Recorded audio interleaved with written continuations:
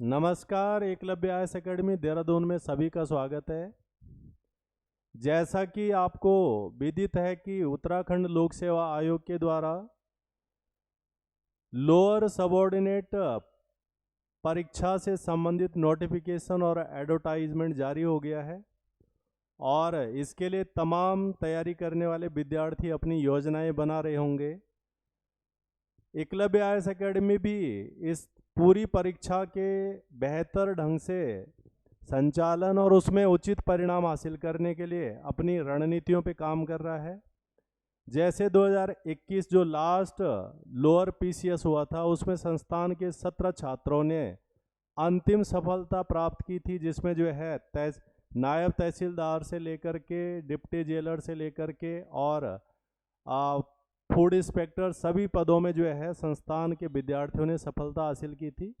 इस बार भी जो है इससे और बेहतर जो है सफलता अर्जित कर सकें, इसके लिए जो है तमाम रणनीतियों पर जो है काम किया जा रहा है। 23 दिसंबर 2024 से इसके लिए संस्थान में कक्षाएं आरंभ हो रही हैं और ये कक्षाएं अर्ली मॉर्निंग, ताकि जो है उसमें जितने भी वर्किंग पर्सनल्स हैं वो उसमें पार्टिसिपेट कर सकें, और दिन के समय तो बैच जो है आरंभ हो ही रहा है। तो सभी विद्यार्थी इसके लिए जो है अपना एनरोलमेंट संस्थान में करा सकते हैं।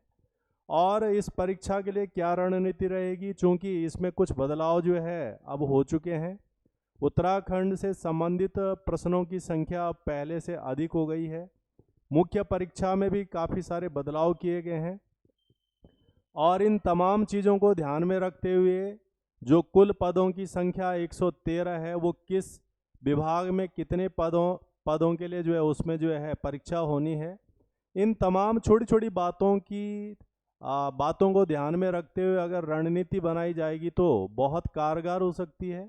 बहुत बार ऐसा भी होता है कि विद्यार्थी जब चयन हो जाते हैं तो उसके बाद उन्हें लगता है कि अगर थोड़ा और मेहनत होती तो जो है उन्हें और बेहतर पद हासिल हो सकता था, अच्छा विभाग मिल सकता था।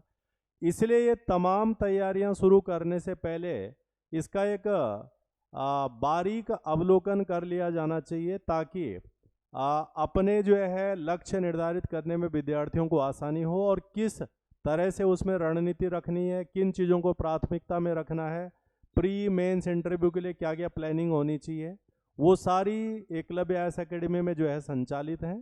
तो इस पर हम कुछ फैक्चुअल बातें डिस्कस कर लेते हैं। उत्तराखंड लोअर पीसीएस जो 2024 परीक्षा है, इसमें हम देख रहे हैं कि जो आवेदन की अंतिम तिथि है वो 4 जनवरी 2025 निर्धारित की गई है। तो यहाँ तक जो है आवेदन प्रक्रिया तमाम विद्यार्थियों को जो है कर लेनी चाहिए, और अगर उसमें कुछ गलतियाँ हो जाए, उसमें कुछ संशोधन करने हैं, तो उसके लिए भी आयोग ने जो है तिथि दी है 10 जनवरी से 20 जनवरी के बीच। इसके बाद इसमें किसी भी प्रकार का बदलाव नहीं होगा। अब जब जो है विद्यार्थी इसके लिए जो है अपनी रणनीतियां बना रहे होंगे, तो जो परीक्षा होनी है वो सभी पदों के लिए एक ही जैसी होनी है। प्रीलिम्स एक ही है, मेंस भी एक ही है, इंटरव्यू भी एक है। परंतु जो विद्यार्थी चयनित होंगे वो अलग अलग पदों पर जाते हैं नंबर के हिसाब से कि किसका कितने मार्क्स हैं। और ये चीज़ अगर विद्यार्थी पहले से ही थोड़ा इस पर रणनीति अपनी बनाएं तो उनका अंतिम चयन सबसे बेहतर पद के लिए हो सकता है, या वो उस पर्टिकुलर जो है पद के लिए प्राथमिकता रख सकते हैं, पोस्ट को ध्यान में रखते हुए कि कितने पद हैं। ये भी एक रणनीति होती है परीक्षा में सफल होने के लिए। तो उसी चीज़ पर हम जो है यहाँ पे बात कर रहे हैं कि जो कुल रिक्तियाँ हैं वो 113 हैं, और इन 113 रिक्तियों में जो है वृद्धि भी होती है या कभी कम भी हो जाते हैं। ज़्यादातर बार देखा जाता है कि पद अंतिम चयन होने तक जो है बढ़ जाते हैं कुछ, क्योंकि बीच में अगर कुछ और विभागों की रिक्तियां पहुंचती हैं तो बढ़ जाते हैं। तो इसमें 113 पदों में से जो सबसे पहला महत्वपूर्ण पद है इस परीक्षा के लिए वो है नायब तहसीलदार, जो राजस्व विभाग के अंतर्गत आने वाला विभाग होता है। और इस नायब तहसीलदार का पद तो राजस्व रेवेन्यू डिपार्टमेंट है। इसमें जो टोटल पद इस परीक्षा के अंतर्गत हैं वो 36 हैं, और जब जो है 2021 में हम बात कर रहे थे तो तब टोटल पद 190 पद थे। इस बार जो है 113 ही पद हैं, परंतु बढ़ भी सकते हैं अंतिम चयन होने तक। तो 36 पद इसमें नायब तहसीलदार के हैं। आप देखिए कि परीक्षा एक ही है, चयन भी एक ही जैसा होना है, परंतु पद जो मिलता है विद्यार्थियों को अंत में वो अलग अलग होता है। जैसे हम इसमें देख रहे हैं कि इसका जो वेतनमान है 44,900 से लेकर के 1,42,400, ये लेवल 7 का पे स्केल है। लेवल 7 का जो है ये पे स्केल है, और इसका इसमें सैलरी स्ट्रक्चर इस तरह का रहता है।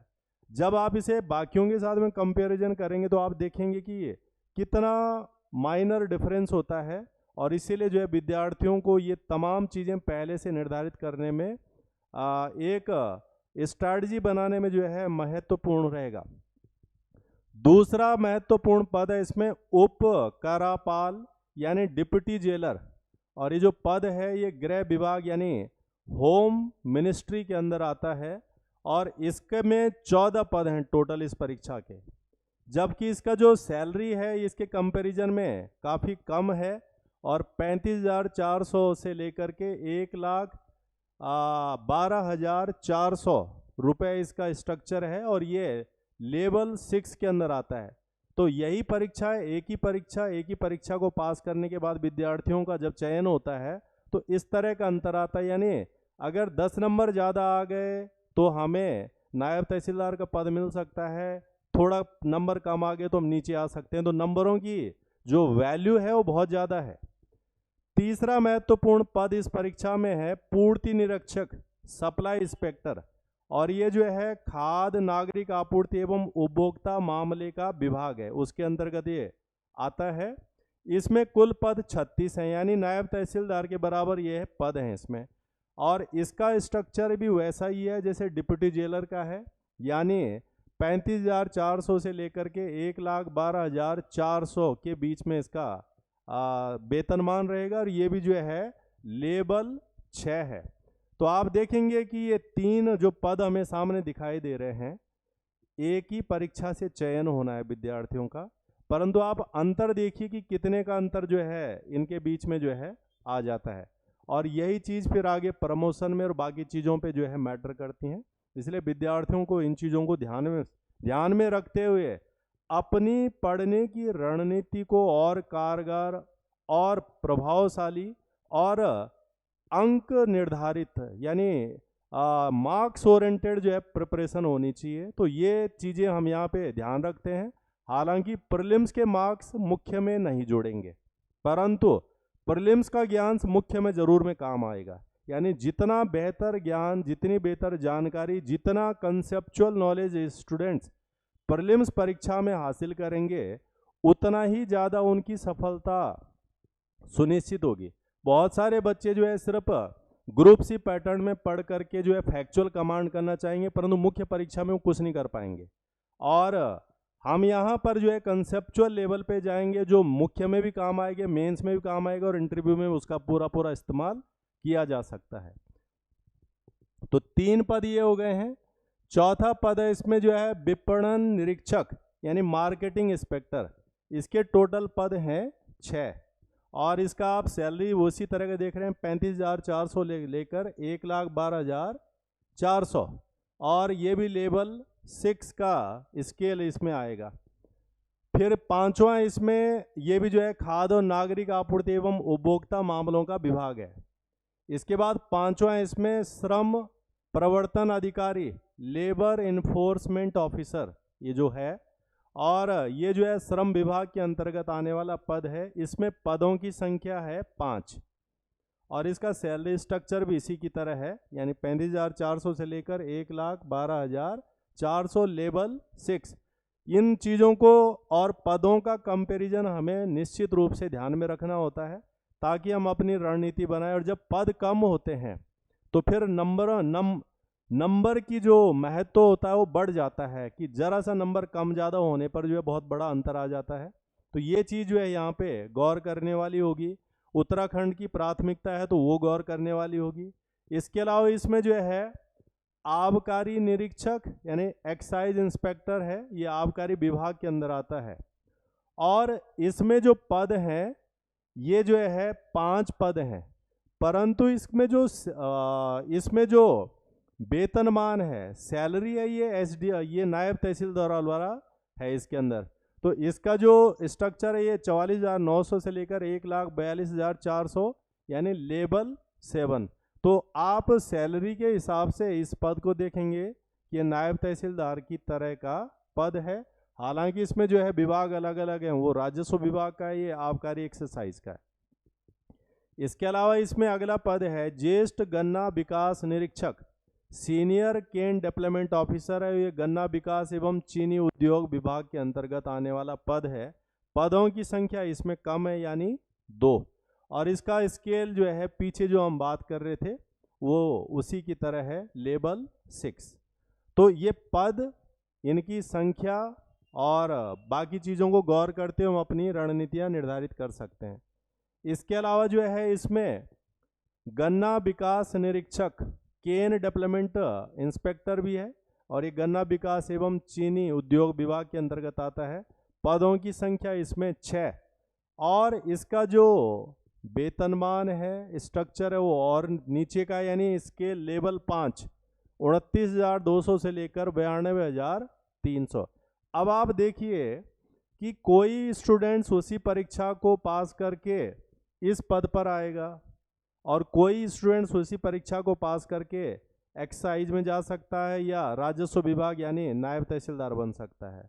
तो कितना बड़ा अंतर इसके अंदर होगा, अर्थात तैयारी की रणनीति कितनी कारगर है, कितना ज़्यादा इसे महत्व देने का है, कितना ज़्यादा इस पे काम करने का है, ये चीज़ें चयन के बाद पता लगे तो लाभकारी नहीं है, इसलिए पहले से इनका पता होना चाहिए। और इसके अलावा इसमें जो है खंडसारी निरीक्षक है, खंडसारी इंस्पेक्टर, इसमें 3 पद हैं और इसका लेवल भी 5 है।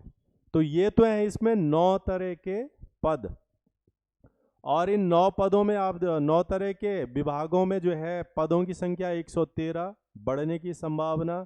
और अब जो है इन चीज़ों को ऑब्जर्व करने के बाद परीक्षा की प्रणाली पर तैयारी करने से पहले प्रणाली का पता होना चाहिए, अप्रोच का पता होना चाहिए, क्वेश्चनों के पैटर्न का पता होना चाहिए, पिछली बार की परीक्षा 21 में जो हुई थी उसकी जानकारी होनी चाहिए, बदलाव किया हुआ है वो जानकारी होनी चाहिए, कहाँ से क्वेश्चन आने की संभावना है इस पर जो है ध्यान होना चाहिए। ये तमाम चीज़ें जो है एक कारगर रणनीति बनाने में मदद करती हैं, और अंतिम चयन में जो है सबसे ज़्यादा लाभ होता है। यही चीज़ें हमने पिछली परीक्षा 2021 में देखा था कि विद्यार्थियों ने जो है अपनी रणनीति के अंतर्गत तैयारी की थी, और इसलिए उत्तरा एकलव्य आईएएस एकेडमी से 17 विद्यार्थियों का अंतिम चयन इस परीक्षा में हुआ। अब हम इसमें परीक्षा के स्वरूप पे आते हैं। वैसे तो इसके कई फॉर्मेट है जो काफ़ी महत्व के हैं, परंतु सामान्य क्या है इसमें, तो जो फॉर्मेट ऑफ एग्ज़ाम है इसका, तो वो तो 3 स्टेज वाला है। जैसे अपर पीसीएस का है, पहले प्रीलिम्स होगा, फिर मेंस होगा, फिर इंटरव्यू होगा। बट जो उसके अंदर की बातें हैं वो हमारी ज्ञान में जो है वो होनी चाहिए। तो जो पहला स्टेज है इसका प्रारंभिक परीक्षा, जो एमसीक्यू पैटर्न होना है, इसके अंदर कुल मिलाकर 150 क्वेश्चन आने हैं, और उसमें रूल ये है कि 1/3 क्वेश्चन उत्तराखंड से जुड़े होंगे। इसका मतलब लगभग 50 क्वेश्चन जो है अकेले उत्तराखंड से पूछे जाएंगे, या संख्या उसके ऊपर बढ़ भी सकती है। तो ये एक नया बदलाव है 2024-25 की परीक्षा में। इसलिए जो है स्टूडेंट जब तैयारी करेंगे तो यहाँ पर सिर्फ फैक्चुअल पढ़ के काम नहीं होगा कि हम प्रीलिम्स क्वालिफाई करें, क्योंकि मेंस में फिर पूरा पेपर है, ऐसे में जो है पूरा निबंध है उत्तराखंड से।